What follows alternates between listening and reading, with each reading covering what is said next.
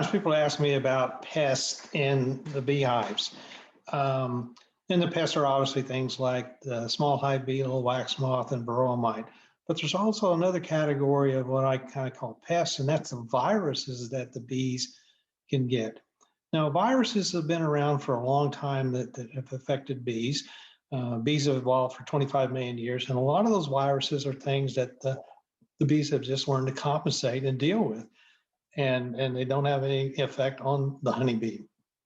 So with the virus, it takes a lot of virus cells to affect a bee, up to 100 million in many cases.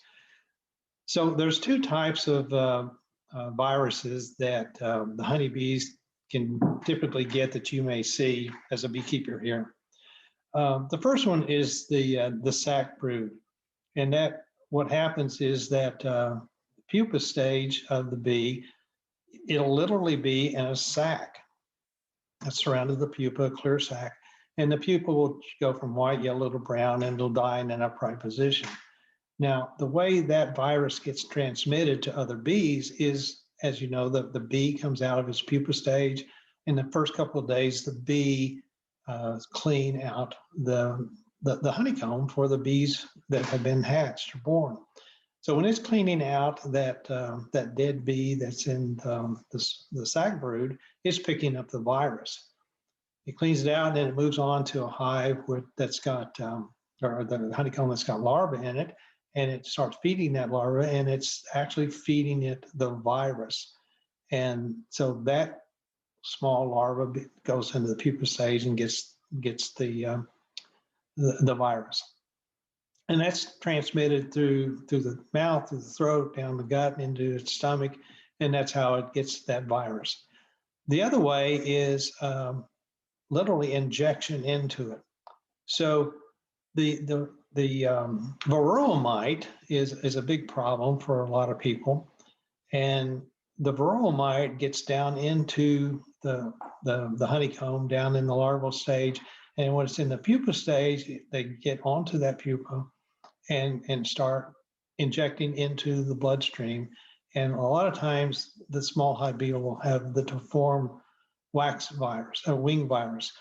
And what will happen is that when that bee comes out in its adult stage, the wings are all shriveled up and they just can't do anything.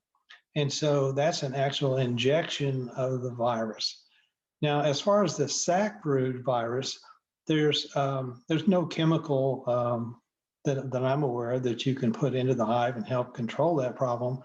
More often than not, the virus will take care of itself, and particularly it happens early in the spring, and the bees will just sort of manage it and do fine. Another way you can sort of cut off the virus is by introducing a new queen, and she'll lay new eggs, and hopefully you cut the cycle off. As to the Varroa mite, there's no real way to take care of the deformed wing virus, but it's all about the hive management for Varroa mites. So if you are doing a good job of managing the Varroa mites and keeping them out of your hive, you probably won't have the problem of the deformed wing. So understand that virus is another whole complex issue of what I sort of classify as the pest items. And it's good to learn about how those happen and how to take care of them if you can.